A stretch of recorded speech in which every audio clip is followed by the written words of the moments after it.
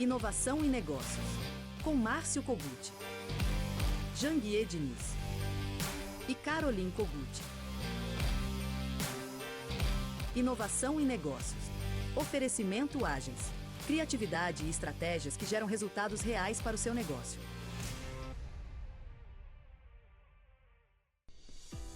Como está a sua saúde? Você está se alimentando direito, fazendo exercícios? A maioria das pessoas acham que isso basta e não procuram acompanhamento médico especializado e depois acabam tendo ainda mais problemas. É sobre esse assunto que o quadro Em Foco de hoje vai falar. Fique de olho! Conhecimento é a melhor ferramenta para quem está começando a empreender. E o Janguier Diniz tem um insight exclusivo para você. Veja bem, você sente medo ou tem incertezas na sua vida?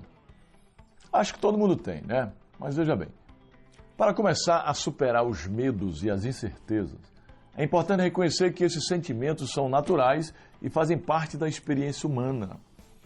É comum sentir medo diante de situações desconhecidas ou incertas. Também é natural se sentir inseguro ou ansioso em relação ao futuro. No entanto, muitas vezes a vergonha, ela pode se associar a esses sentimentos, tornando ainda mais difícil lidar com eles. Quando nos deixamos levar pelo sentimento de vergonha, nos colocamos em uma posição totalmente vulnerável. Mas a vulnerabilidade, ela também pode não ser assim tão ruim quanto costumamos pensar. Ela pode trabalhar a nosso favor, se soubermos administrá-la, meu amigo. É importante admitir ser vulnerável e permitir-se sentir as emoções difíceis, em vez de tentar escondê-las ou negá-las. Quando a vulnerabilidade é reconhecida e aceita, ela se torna uma fonte de força e não de fraqueza. Aceitar a nossa vulnerabilidade é um passo importante para superar o sentimento de vergonha. Por isso, caro amigo, é importante trabalhar a autoaceitação e a compaixão consigo mesmo diante desses sentimentos. Reconhecer que é normal sentir medos e incertezas ajuda a reduzir a pressão e a ansiedade em relação a eles. Já experimentou fazer isso? Olha só, ainda hoje eu vou trazer um insight aqui para vocês, né, que é baseado em uma pergunta que me enviaram pelas redes sociais. Então não saia daí, viu? E por falar em redes sociais, se você ainda não é meu seguidor, entra aí no meu Instagram, @JanguierDiniz. E aí você vai passar a fazer parte do grande ecossistema dos obstinados. Diariamente eu posto muito conteúdo de desenvolvimento profissional e empresarial. E esse conteúdo, com certeza, vai ajudar você a ressignificar a sua vida e a vida da sua empresa. Em Foco.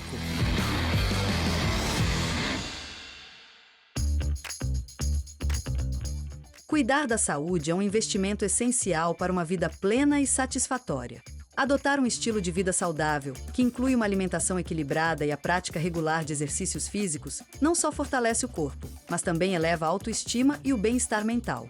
No entanto, é crucial lembrar que o acompanhamento médico regular é fundamental para monitorar nosso estado de saúde, prevenir doenças e garantir que estamos no caminho certo. No quadro Em Foco de hoje, vamos falar mais desse assunto com a doutora Maiara Velosa. E no Em Foco de hoje, o nosso tema é saúde e qualidade de vida. Por isso eu estou aqui com a doutora Maiara Velosa, que vai nos trazer aí, vai nos elucidar sobre esse tema. Doutora, muito prazer recebê-la aqui. Prazer é meu, uma honra estar aqui com você. Agradeço demais o convite. Ótimo. E para a gente começar, quero que você explique um pouco mais para nós sobre a obesidade, né, e os riscos, né, sabendo que a obesidade hoje é uma pandemia, realmente, então trazer os riscos da obesidade para a população. Quando a gente fala em obesidade e saúde, qualidade de vida, elas não andam no mesmo... Não tem como a gente ter saúde e estar obeso. Não tem como ter uma boa qualidade de vida e estar obeso. Então, são coisas que não cabem na mesma frase, né? Então, o estado de obesidade hoje é uma doença, né? A obesidade é uma doença crônica, inflamatória, que deve ser tratada como uma doença, assim como todas as outras, assim como diabetes, assim como pressão alta. Então, hoje, quando a gente olha para a obesidade, os impactos que a obesidade traz a curto e principalmente a longo prazo, toda essa visão leva a gente a tratar ela cada vez mais de forma mais, não só com mudança do estilo de vida, mas também com outras abordagens mais, não vou chamar de agressivas, mas mais apropriadas, porque justamente a obesidade vem sendo uma pandemia, vem crescendo ao longo dos anos, teve agora tava uma linha ascendente, teve agora uma parada, assim, um stop desse crescimento, principalmente nos Estados Unidos, em virtude dos novos medicamentos que tem aí para tratamento de obesidade e sobrepeso. Hoje, quais são esses novos medicamentos que estão trazendo essa, vamos dizer, uma certa estabilidade para esse tema que é uma pandemia? A gente tem que tratar como, de fato, uma pandemia. Quando a gente olha para a obesidade, o tratamento de obesidade, a gente pensa em emagrecimento, né? Quando a gente fala em emagrecimento, a primeira coisa que vem na cabeça é dieta e exercício físico. Mas a gente sabe que essa abordagem, né, de mudança do estilo de vida, só 3 a 5% das pessoas conseguem perder peso, emagrecer com essa abordagem. Ou seja, 97% das pessoas, essa abordagem vai ser falha, não vai ser eficaz. Fora difícil, isso, né? difícil. Ainda mais hoje em dia com o que a gente chama hoje das doenças, da doença do século, ansiedade, depressão, N fatores que nós temos que onde na a comida sociedade. acaba sendo uma fuga, um escape, né? Então, tudo isso, nosso estilo de vida foi mudando, né? Sedentarismo, tudo isso, a qualidade do alimento também tem mudado muito, isso tem contribuído para o ganho de peso. Quando você olha esse panorama e vê que a estratégia que tem, que é a mudança do estilo de vida, ela é muito boa, só que ela não é eficaz. Na prática, ela não funciona. E aí, o que tem acontecido é que mais pessoas estão se tornando obesas. Então, é necessário, quando essa abordagem ela é falha, ter uma abordagem mais eficaz. E aí, onde entram os medicamentos, né, que tem hoje, que são específicos para tratamento de sobrepeso e obesidade. E assim como esses medicamentos, eles tratam sobrepeso e obesidade, eles também tratam, por exemplo, diabetes. Então, para você ver como que essas doenças, elas têm, né, uma similaridade aí. Da mesma forma, eu falo para o paciente, da mesma forma que a gente trata o diabetes, se você for pensar na abordagem do diabetes, Lu, não é só alimentação e exercício físico. Você chega no médico, se pegar uma glicemia, se a glicemia tiver 160, ele vai te orientar mudanças alimentares, ele vai te orientar a prática de exercício físico, mas ele vai te prescrever um medicamento. Sim. Né? E muitas das vezes um Ozempic da vida, por exemplo. E aí você vai usar esse medicamento, falo assim para o meu paciente, você vai começar a usar o medicamento, sua glicemia que estava 160, você repete o exame daqui 3 meses, ela vai estar 90. Normalizou, mas quer dizer que você deixou de ser diabético? Não. Hoje você é um diabético com uma glicemia controlada. Se você parar de tomar a medicação, se você obviamente... se você tirar esse medicamento, essa glicemia ela volta a subir. Quando a gente fala em sobrepeso e obesidade é a mesma coisa. Você está com 80 quilos, precisa perder 20. Você perdeu os 20 quilos e aí o que você faz? A maioria das pessoas para o tratamento. Nesse momento você tem que ir para o tratamento de manutenção. A gente não retira o medicamento, a gente só diminui a dose e esse paciente ele segue com esse medicamento. Então quando a gente fala dessas medicações mais modernas, essas canetinhas, a indicação é de uso contínuo.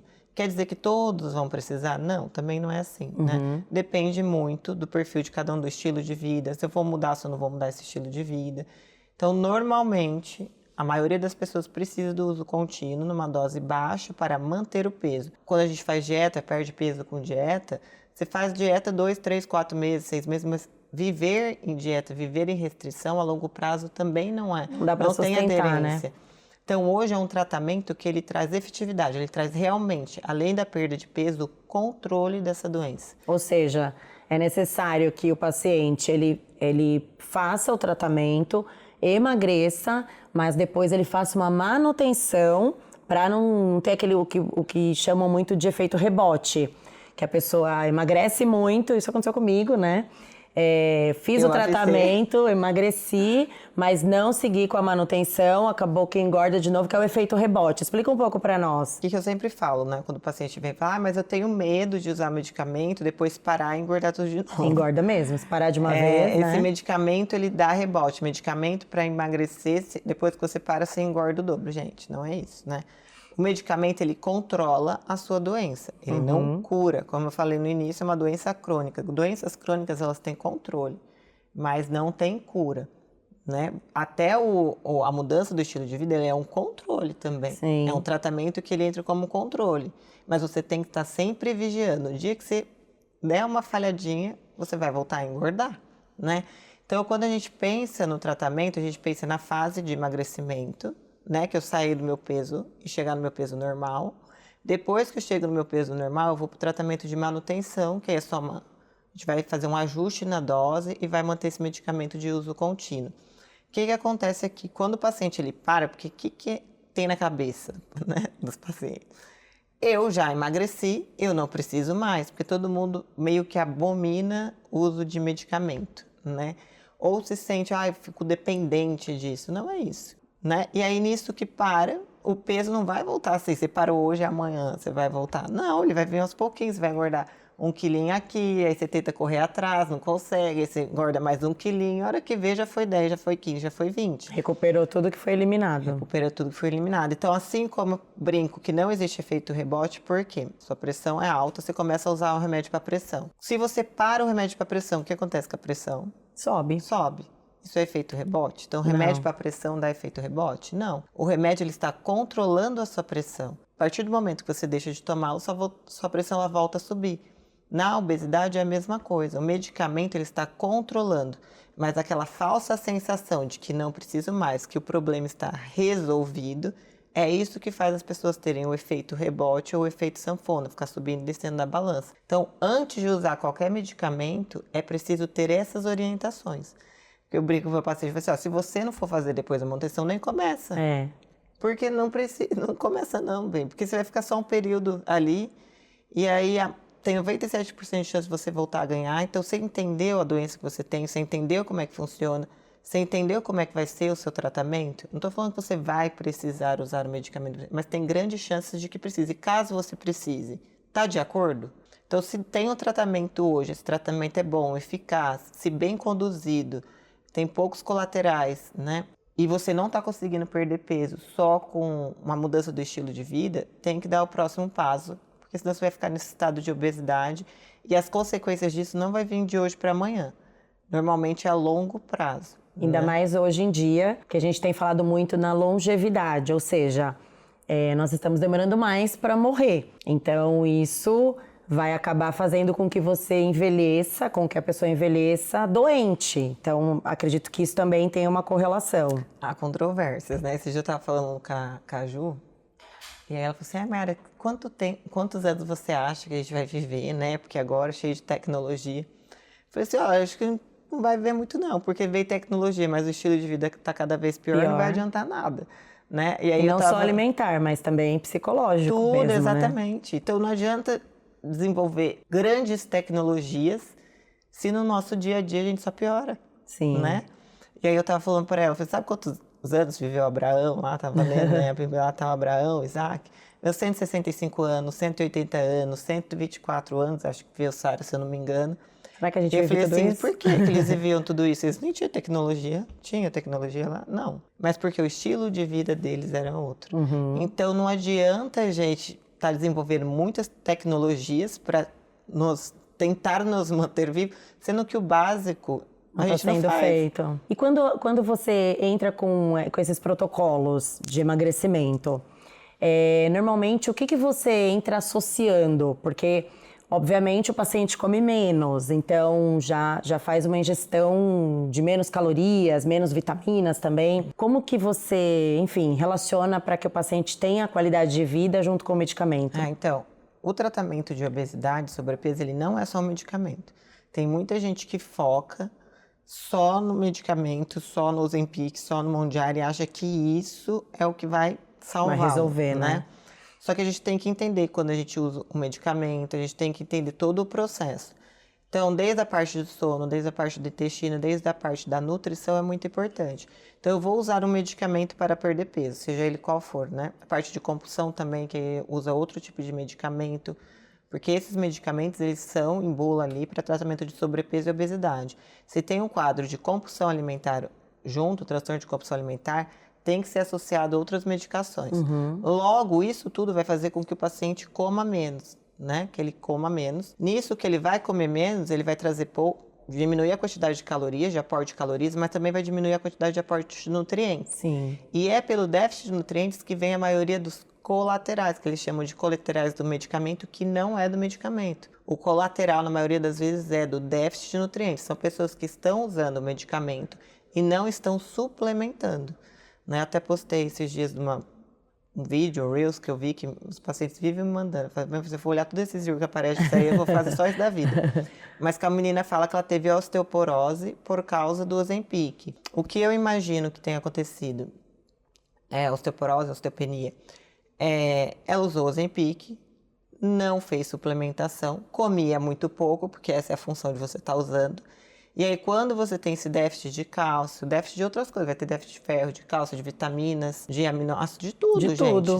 Você comia que você está comendo isso aqui, provavelmente não suplementou, na falta de cálcio do alimento, o seu corpo ele vai buscar o cálcio no osso. Aham. E aí ele vai começar a pegar esse cálcio do osso, e aí você vai ter como consequência uma osteopenia, por exemplo, né, que é o osso mais fraco. Vai desenvolver todas essas patologias. Todas as consequências do déficit de nutrientes e não da ação do medicamento. Então a gente tem que separar bem. Mas por que isso acontece? Porque são pessoas que fazem normalmente por conta própria. Né? Então, o que a gente bate muito aqui é a venda do medicamento com prescrição médica, com acompanhamento médico. Ma, e pra gente ir finalizando, com certeza você vai ter que vir muitas vezes aqui, porque realmente é um tema muito abrangente. Deixa pra nós aí 3 dicas de como a gente consegue seguir aí um protocolo para diminuir esse índice de obesidade e para emagrecer. Lá na clínica, a nossa abordagem ali no Instituto Veloz, ele é bem voltado para o ser como um todo. Né? A gente acredita na saúde física, mental e espiritual. O desequilíbrio de qualquer coisa dessa reflete, né? E um corpo obeso, ele está em desequilíbrio, ele tem que voltar para a homeostase dele, para o equilíbrio dele. E aí, na maioria das vezes, não é só uma questão física, tem uma questão emocional ali junto também. E aí, agora nós vamos até fazer um desafio, né? Que é criando a mente magra. Porque antes de usar o medicamento, antes de você entrar no processo de emagrecimento, você tem que sair do automático e entrar na sua forma consciente. Então, quem está no estado de obesidade, ele está no automático. Ele come de forma automática, ele não percebe o que ele está fazendo. E aí, o primeiro passo, quando chega ali na clínica, é a gente trazer essa pessoa para o consciente, para que ela comece a observar as coisas, entender o porquê das coisas. Depois vem o medicamento, depois vem toda a abordagem da parte nutricional. Porque não adianta você jogar um medicamento para uma pessoa que não sabe o que ela está fazendo. Sim. Não adianta você explicar, passar uma dieta para a pessoa que ela não entende nada daquilo, o processo. Então, eu bato muito, muito, muito na clínica, que é nessa parte de trazer o nível de consciência, de dar a estrutura, de dar a base. Porque depois ali eu quero que as pessoas, elas emagreçam, mas que elas tenham consciência de onde elas estavam e para onde elas querem ir. Então, ali a nossa abordagem ela entra muito nisso também. E eu acho que esse é o nosso grande diferencial, porque a gente integra tudo isso, a gente tenta olhar e não só sair prescrevendo, batendo carimbo, porque isso aí qualquer um faz. Sim. Né? Ctrl-C, Ctrl-V, a inteligência artificial vai fazer isso daqui uns dias, né? Então, a gente tem que ter algum diferencial. Então, acho que muita dessa parte humana é muito importante quando a gente vai tratar qualquer tipo de doença. E é isso que eu tento pregar ali para todo mundo, e essa é a nossa vibe ali na clínica e nosso tratamento. Perfeito, Mai, gratidão. Você voltará mais vezes com certeza. Muito obrigada. Eu que agradeço o convite, espero que vocês tenham gostado. E quem quiser saber mais, quem quiser aprender mais, aproveite para me seguir nas redes sociais, né? Meu Instagram é maivelosa, @maivelosa. O Instagram da clínica é @Instituto Veloz, e vocês são nossos convidados. Será um prazer ter vocês ali com a gente. Um beijo, até o próximo. Combinado. E o Inovação em Negócios volta já. Inovação em negócios. Oferecimento Agency. Criatividade e estratégias que geram resultados reais para o seu negócio.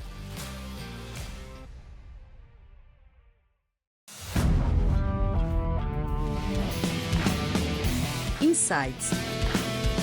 Oferecimento Escoltec. Gestão e tecnologia de escolta armada por demanda. Em um estudo da ABOL, a Associação Brasileira de Operadores Logísticos, 60% dos incidentes de segurança durante o transporte podem ser atribuídos à falta de preparo das equipes envolvidas. O treinamento contínuo é fundamental para garantir que todos saibam como lidar com situações de risco. desde a escolha da melhor rota até o procedimento em caso de emergência. Cada membro da equipe deve ter conhecimento claro das ações a tomar. Além disso, a tecnologia pode ser uma aliada importante para treinar as equipes, proporcionando simulações e informações em tempo real. A combinação de preparo humano e ferramentas digitais resulta em uma operação muito mais segura.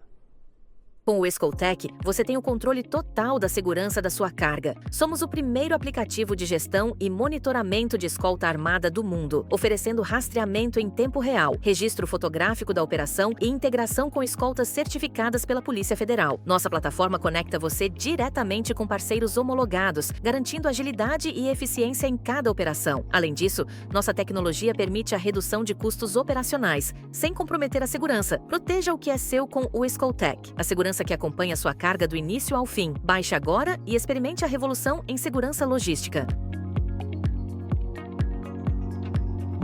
E a pergunta de hoje é de Ricardo Martins. Pergunta enviada pelo Instagram.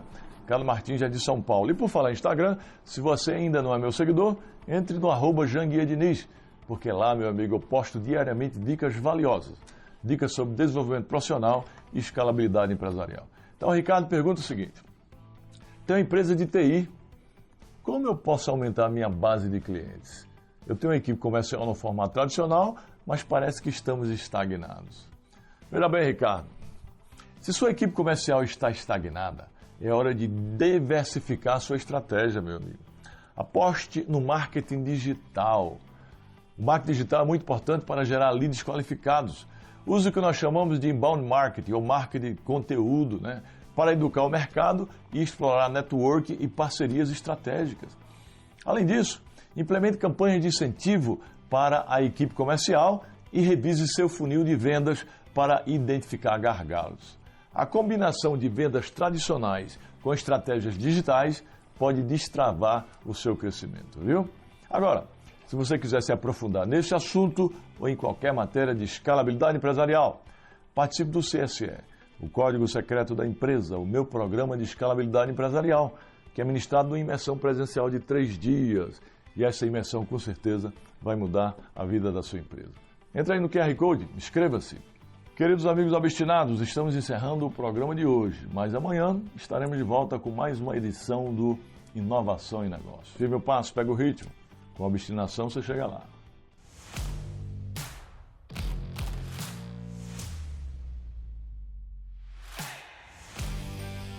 Inovação em negócios. Oferecimento Agency. Criatividade e estratégias que geram resultados reais para o seu negócio.